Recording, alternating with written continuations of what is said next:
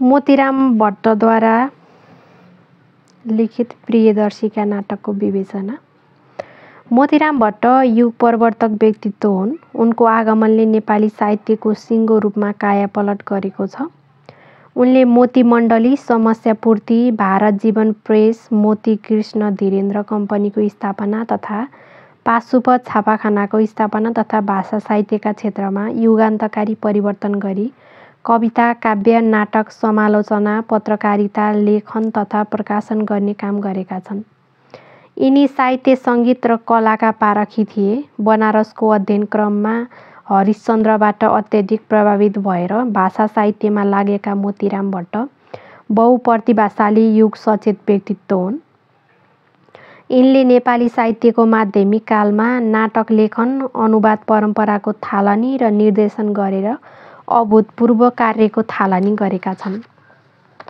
नेपाली साहित्यका युग प्रवर्तक शृङ्गारिक कवि मोतीराम भट्टले नाटकको विषय पनि प्रेममूलक शृङ्गारिक प्रवृत्तिलाई नै रोजेका छन्।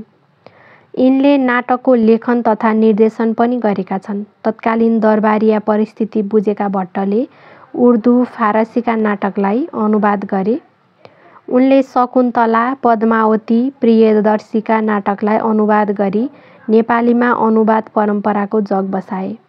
काशीराज चन्द्रसेन र हुस्न अफरोज आरामदिल र गुलसनवर उर्दू भाषाका लेखेका थिए। यिनले अनुवाद गरेको शकुन्तला र पद्मावती नाटकको चर्चा पाइन्छ भने प्रियदर्शिका चाहिँ 2016 सालमा प्रकाशित नाटक हो। प्रियदर्शिका श्री हर्षद्वारा लिखित संस्कृतको उत्कृष्ट नाटक हो। यस नाटकका गर्भ नाटकसहित 4 अङ्क छन्। यसमा पञ्चसन्धि, 5 कार्यावस्था र 5 अर्थ प्रकृतिलाई कुशलतापूर्वक प्रयोग गरिएको छ। यस नाटकको प्रस्तावना खण्डमा नान्दी पाठ र सूत्रधारको प्रयोग गरिएको छ अनि विस्कम्भ आएको छ। यस नाटकका नायक वत्सराजको शौर्य, वीर्य र पराक्रमको चर्चा गरिएको छ।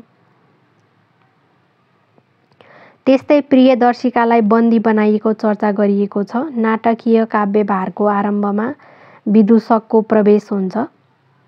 राजालाई द्रिवडमा कैद परेकोमा ठुलो चिन्ता छ। यही अवसरमा सेनापति रुकमण्डवान र विजयसेन आउँछन्।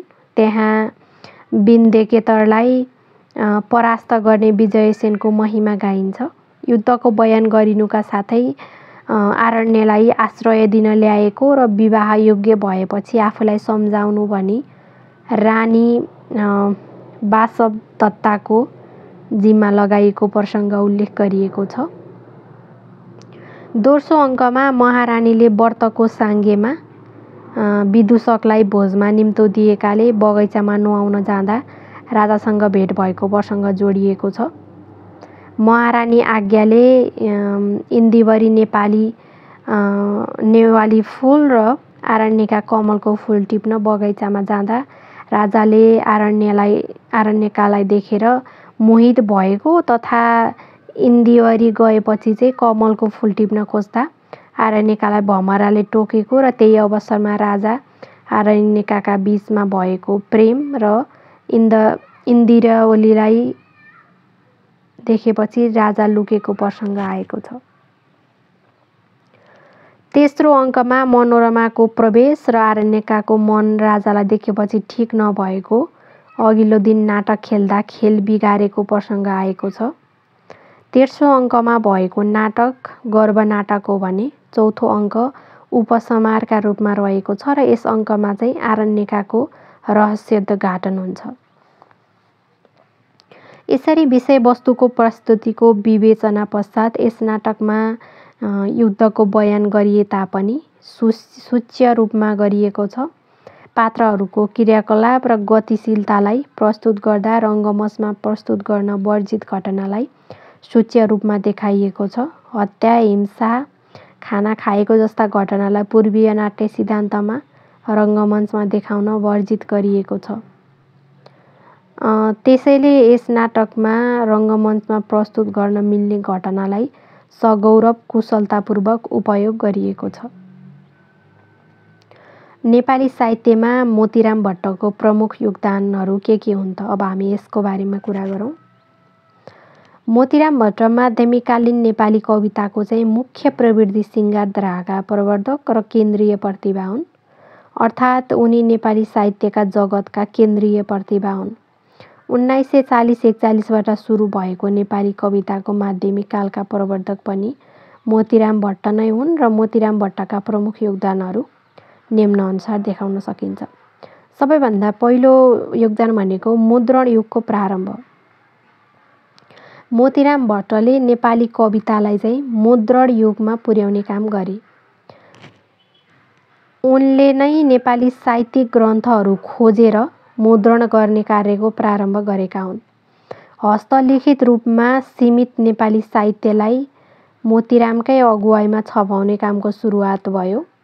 भानुभक्तको रामायण लगायतका नेपाली साहित्यिक कृतिको प्रकाशन गरेर मोतीराम भट्टले नेपाली कवितालाई चाहिँ मुद्रण युगमा चाहिँ प्रवेश गराएका हुन्। दोस्रो नम्बरमा आउँछ नवीन प्रवृत्तिको प्रारम्भ र विकास। मोतीराम भट्टबाट श्रृङ्गारिक धाराको प्रारम्भ गरी यसको चाहिँ उत्कर्षता दिने काम भयो। उनले पिगदूत जस्ता श्रृङ्गारिक कृतिहरूको रचना गरे। अर्थात् भक्तिभावमा सीमित नेपाली कवितालाई चाहिँ श्रृङ्गार मार्फत भावतर्फ लाँदै त्यसलाई उत्कर्षमा पुर्याउने काम चाहिँ मोतीरामबाट नै भएको हो। र तेस्रो नम्बरमा छ नाटक, समालोचना तथा जीवनी विधाको प्रारम्भ।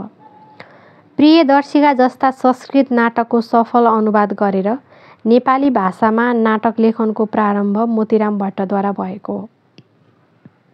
यसअघिका नाट्य कृतिहरू हास्य कदम्ब, मुद्रा राक्षस र लाई अनुवाद गरेर विधागत आकार लिन नसकेमा उनले मूर्त रूप दिए।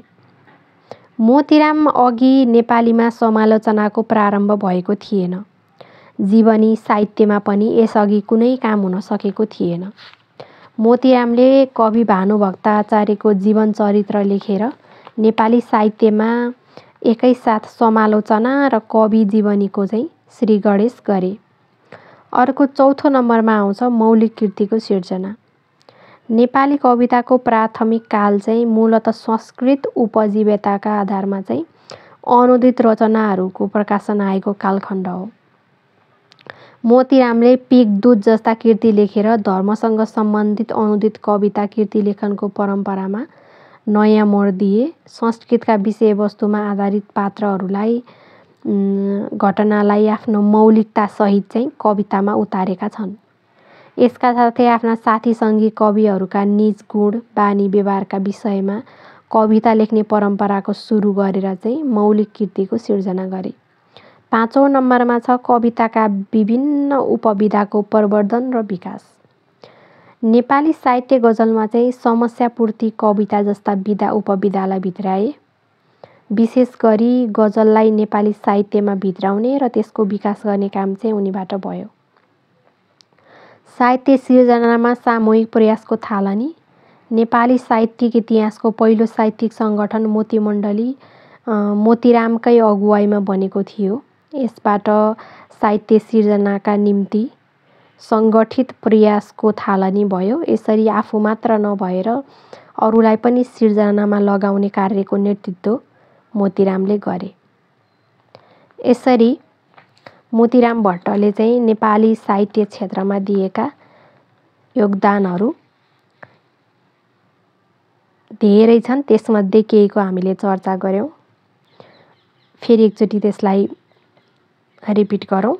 मुद्रण युगको प्रारम्भ, नवीन प्रवृत्तिको प्रारम्भ र विकास, नाटक, समालोचना र जीवनी विधाको प्रारम्भ, मौलिक कृतिको सिर्जना, कविताका विभिन्न उपविधाको प्रवर्धन र विकास, साहित्य सिर्जनामा सामूहिक प्रयासको थालनी।